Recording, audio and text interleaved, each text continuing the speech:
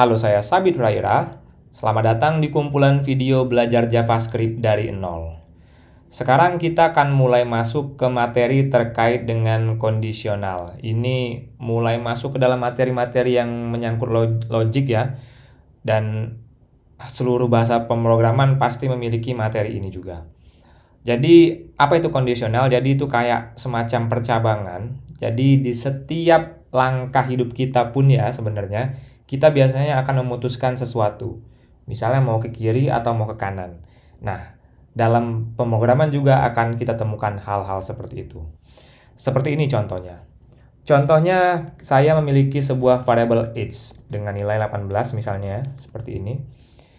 Nah, saya ingin mencetak sebuah perintah. Jadi misalnya kalau umur dia di bawah 18 tahun, dia masih kita anggap belum dewasa. Tetapi kalau usianya sudah lebih atau sama dengan 18 tahun, dia sudah kita anggap dewasa.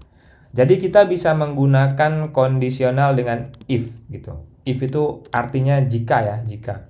Jadi jika usia variabel age itu kurang dari 18 tahun seperti ini, maka kita akan mencetak console log Anda belum dewasa.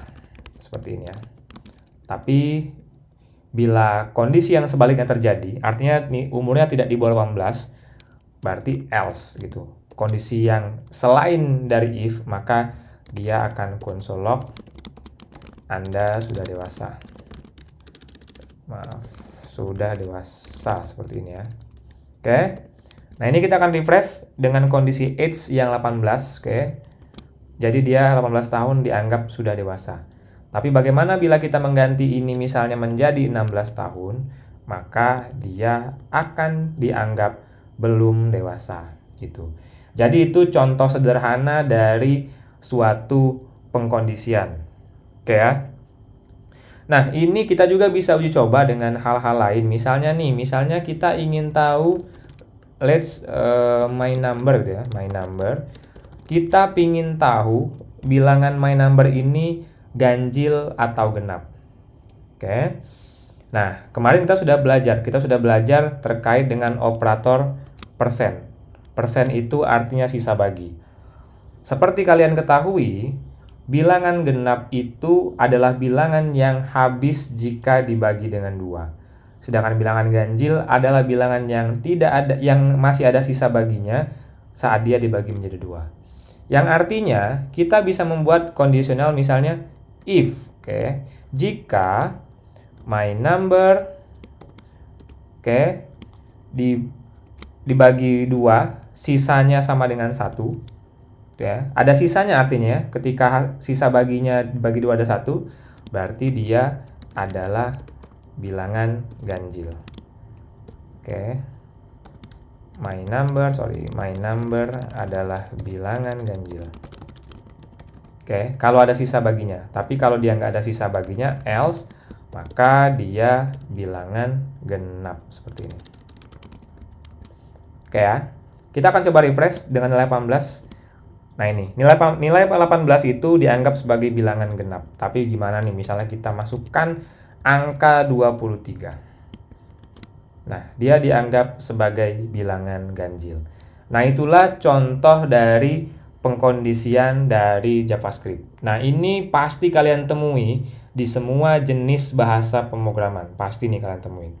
Oke.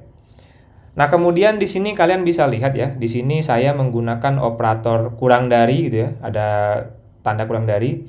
Dan di sini ada tanda sama dengan. Nah, ini sebenarnya bisa dibilang sebagai operator logical. Oke, operator untuk membandingkan, operator comparison gitu ya, comparison. Nah, ada banyak jenisnya sebenarnya. Jadi yang pertama kita bisa menggunakan nomor 1 nih ya, sama dengan.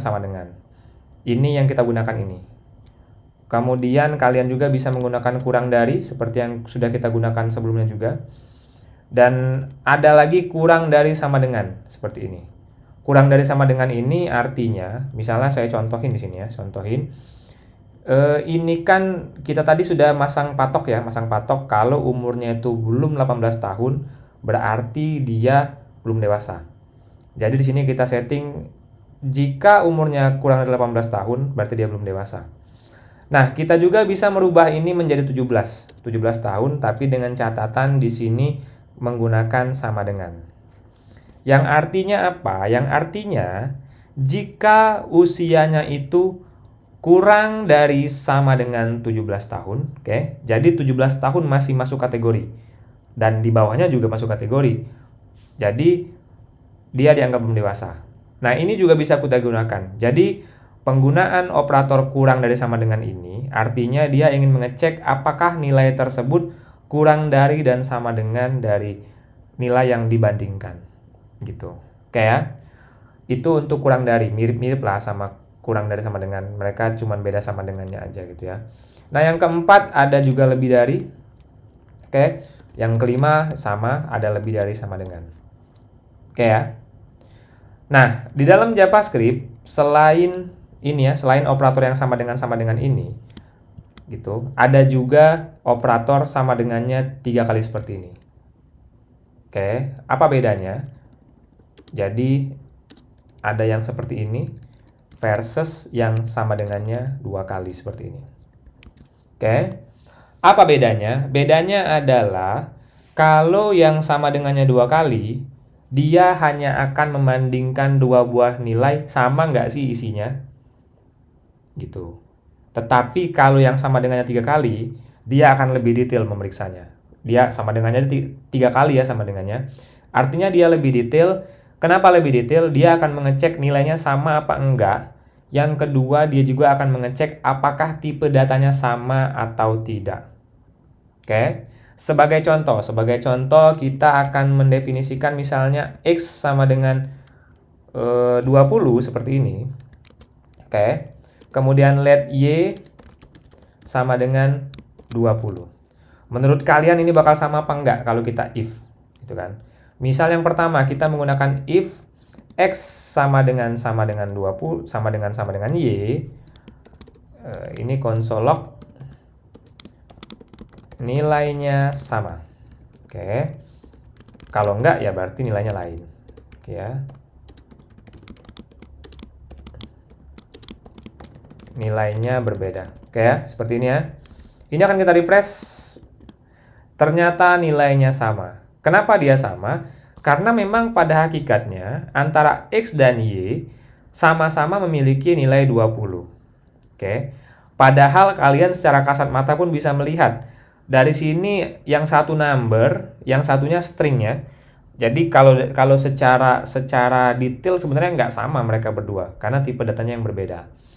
Nah, jika kalian ingin membedakan kedua hal ini, maksudnya misalnya kalian ingin plek-plek menyamakan 2 buah variabel yang benar-benar sama gitu. Nah, kalian bisa tambahkan sama dengannya 3 kali. Jadi dia akan mengecek mulai dari isinya apa hingga tipe datanya apa.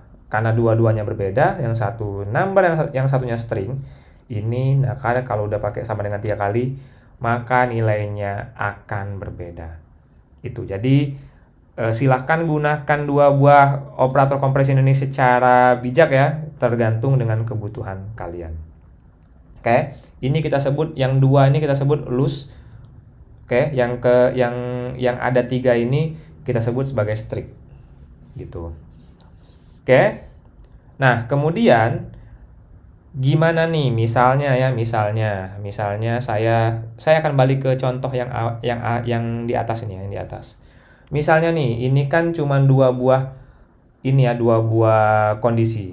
Misalnya saya ingin buat 4 kondisi. Yang pertama kondisinya itu kalau umurnya itu kurang dari 5 tahun, maka dia balita.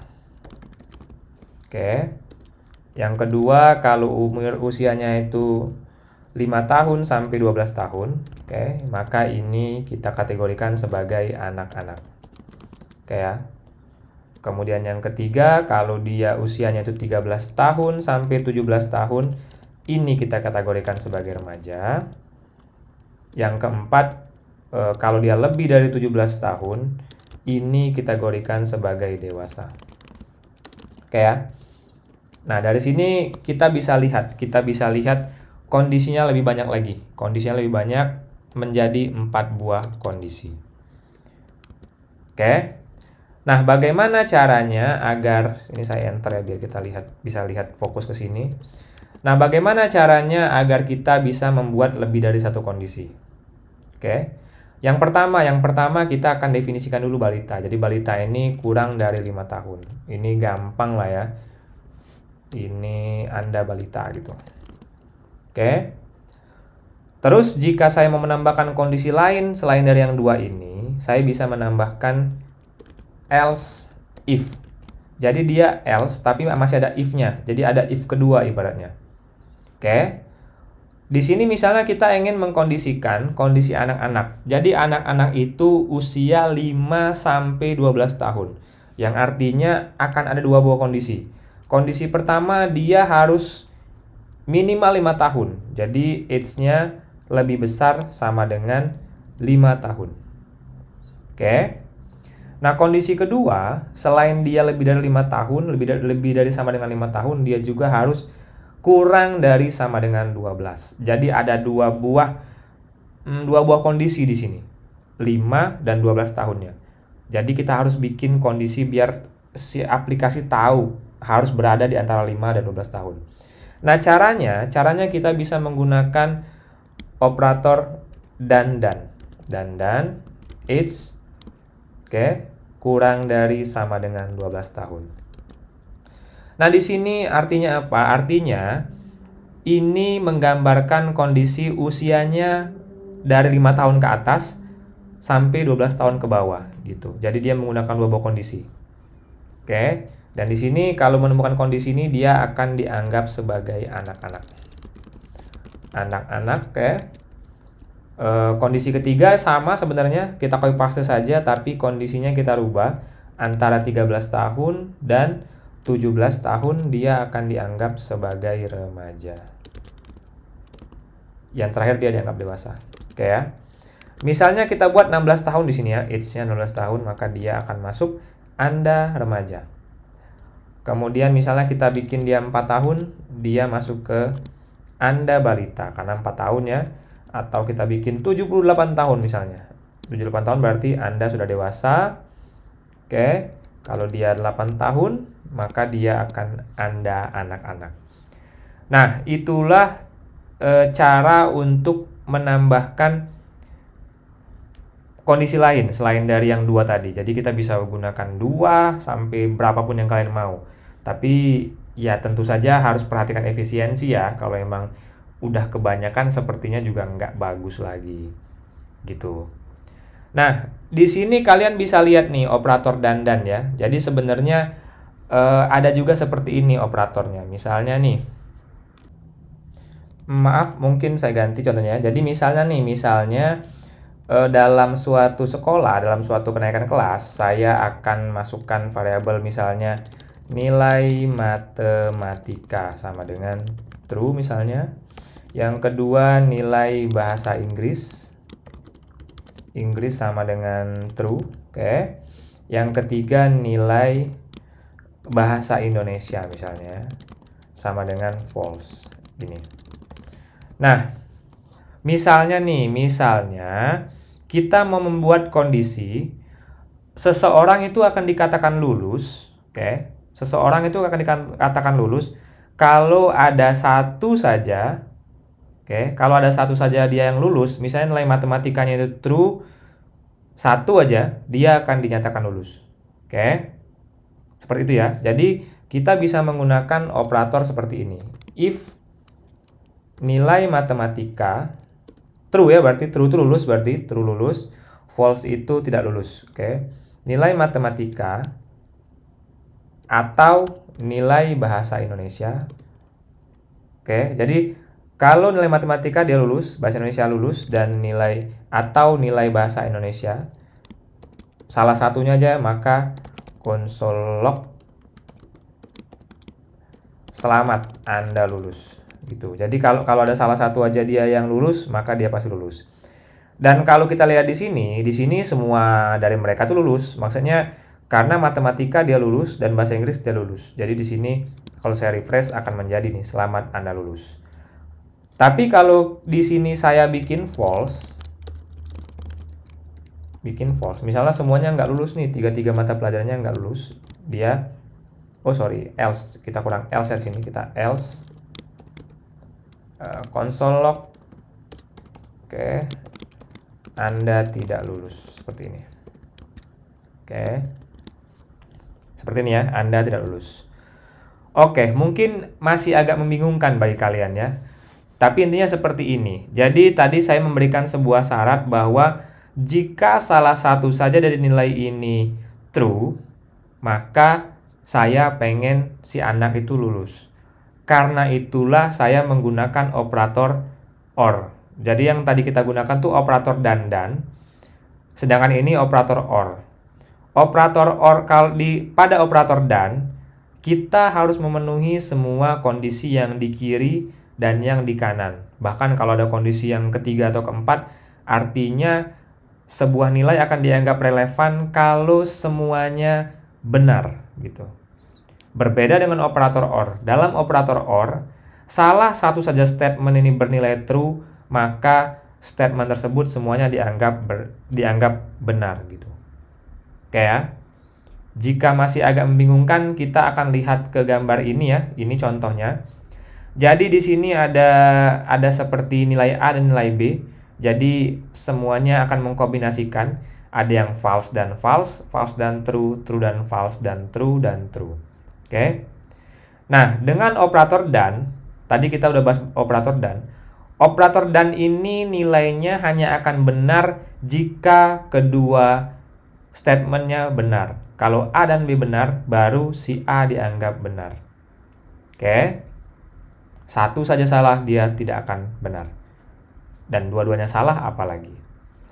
Itu. Nah, yang kedua, untuk operator OR ini akan bernilai benar jika ada satu saja yang benar. Gitu. Jadi ini yang A-nya, yang B-nya benar, dia otomatis benar. Yang A-nya benar, otomatis benar. Dan di sini kedua-duanya benar, dia juga menjadi benar. Tapi kalau kedua-duanya salah, dia otomatis menjadi salah. Itu operator OR. Nah, yang terakhir ada operator not A. Not A ini kayak kebalikannya ya, not itu, operator not. Jadi not ini kalian lihat di sini not A, berarti kebalikan dari si A. Bisa kalian lihat kalau si A-nya false, dia jadi true. Dan kalau di A-nya true, maka dia menjadi false. Itu operator not. Oke ya. Nah, itulah beberapa jenis dari if else. Jadi kalau kalian bikin kondisi, kalian bisa menggunakan hal-hal seperti itu.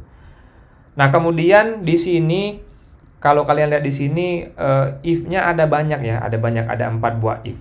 Jadi sebenarnya kita itu bisa bikin sebuah statement lain. Jadi sama kayak if sebenarnya, sama persis kayak if, tapi menggunakan metode yang lain.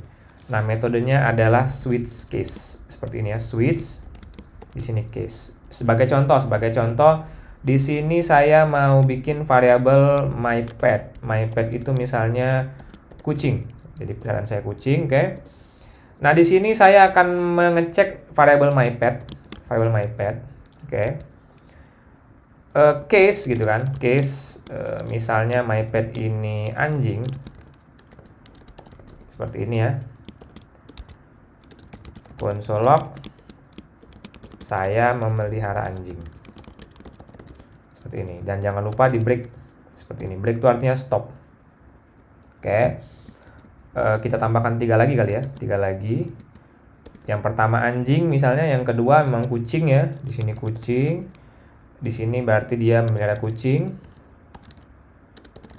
Dan yang terakhir misalnya ayam. Ayam artinya dia memelihara ayam. Saya memelihara ayam, oke. Yang terakhir, kita bisa tambahkan sebuah nilai lagi jika memang kondisinya tidak ada yang terpenuhi. Jadi misalnya dia nggak ketemu anjing, nggak ketemu kucing, dan nggak ketemu ayam, maka kita setting default. Defaultnya misalnya dia akan mengatakan saya tidak memiliki hewan peliharaan gitu ya. Saya tidak memiliki hewan peliharaan, seperti ini. Oke. Nah, ini kita akan coba di sini kucing ya, labelnya. Di sini labelnya kucing. Nah, ini dia memelihara kucing. Oke. Kalau kita ganti dia menjadi anjing. anjing seperti ini ya. Nih, dia melihara anjing, oke. Dan kalau kita misalnya memasukkan kata-kata yang tidak ada di sana, baru dia mengatakan, saya tidak memelihara hewan peliharaan. Sebenarnya kasus ini bisa digunakan juga if sebenarnya ya. Kalian bisa menggunakan if. Jadi ini sama saja dengan if my pet sama dengan anjing seperti ini. Maka dia konsol ini. Oke. Dan else if gitu kan. Tadi else if my pet sama dengan kucing. Oke, kalian di sini kucing gitu kan. Seperti ini. Kemudian else if lagi. Sorry, saya cancel ini. Else if lagi di sini ayam tadi ya. Ayam. Di sini juga ayam. Dan yang terakhir default itu diganti dengan else seperti ini. Else yang artinya tadi dia tidak melihara, saya tidak melihara hewan peliharaan seperti ini. Ini sebenarnya sama, apa yang dijalankan di sini dan apa yang dijalankan di sini itu sama isinya. Tinggal stylenya kalian lebih nyaman yang mana. Biasanya kalau pilihannya bakalan panjang, orang-orang pasti menggunakan yang ini.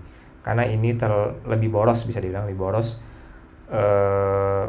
Dari segi kode lebih nggak rapi dan dari sisi pengetikan juga lebih boros. Oke ya, itu untuk switch case. Jadi silahkan kalian pilih sesuai dari kebutuhan kalian masing-masing. Kemudian yang terakhir kita akan bahas, kita balik ke bawah ya, seperti ini. Misalnya kita mau bikin sebuah nilai seperti ini. Let nilai ini belum dikasih isinya, belum ada isinya. Nah, kemudian di sini ada let ini hasil aja ya, hasil ujian. Di sini ada nilai ujian. Misalnya nilai ujian ini sama dengan 80 gitu kan. Nah, nanti hasil ujian ini akan bergantung dari nilai ujian. Misalnya, jika nilai ujiannya itu lebih besar dari 80, maka hasil ujiannya kita setting nilainya menjadi excellent. Seperti ini ya. Nah, tapi kalau else dia nanti hasil ujiannya bad seperti ini. Oke. Kemudian baru kita cetak console log hasil ujian. Hasil ujian kamu adalah nih ya, hasil ujian. Seperti ini. Oke. Jadi di sini kalau kalian lihat variabel hasil ujian ini akan sangat bergantung dengan nilai ujiannya apa. Oke. Jadi di sini kalau kita refresh nilainya 80, di sini dikatakan bahwa hasil ujian is not defined. Oke. Di sini berarti kita membuat sebuah kesalahan ya. Membuat kesalahan yaitu di sini kita biasanya memasukkan sebuah variabel seperti ini. Oh sorry, ini saya salah. Saya kasih dolar. Saya tadi bingung ini. Ini nggak apa-apa sebenarnya. Ini salah karena saya kasih dolar depannya. Jadi ini adalah hasil ujiannya. Karena nilainya 80 ya. Jadi 80 itu masih masuk kategori bad. Oke. Nah, dibandingkan menuliskan kode yang panjang ini, sebenarnya kita bisa mempersingkat kode ini. Tapi dengan syarat ya, kalau cuman ada if else, ada 2 statement saja, kita bisa mempersingkat kode ini. Caranya apa? Caranya kita bisa membuat seperti ini. Ini saya komen ya. Jadi di sini si let hasil ujiannya saya pindahin ke bawah. Sama dengan apa? Sama dengan dia akan ngecek. Kalau nilai ujiannya besar 80, oke, maka nilainya excellent. Oke. Tapi kalau enggak berarti bad. Nah ini. Oke. Jadi di sini kita akan memasukkan sebuah nilai ke dalam variabel hasil ujian, tapi nilai yang dimasukkan akan mengecek dulu nilai ujiannya lebih besar 80 enggak. Oke. Kalau nilainya lebih besar dari si 80, maka variabel hasil ujian ini akan berisi excellent. tapi kalau enggak maka dia akan berisi bad. Oke, jadi kalau kalian lihat ini cuma satu baris ya, sementara di sini memakan 6 buah baris, jadi cukup banyak yang kita cut. Ini kita coba jalankan. Nah, hasilnya juga sama, atau misalnya kita jadi 89 di sini ya. Nah, hasilnya seperti ini. Oke, itulah dia terkait dengan logika dari kondisional dalam pemrograman. Kalau kalian masih ada yang bingung, jangan sungkan untuk bertanya di kolom komentar. Terima kasih, nantikan video selanjutnya. Sampai jumpa.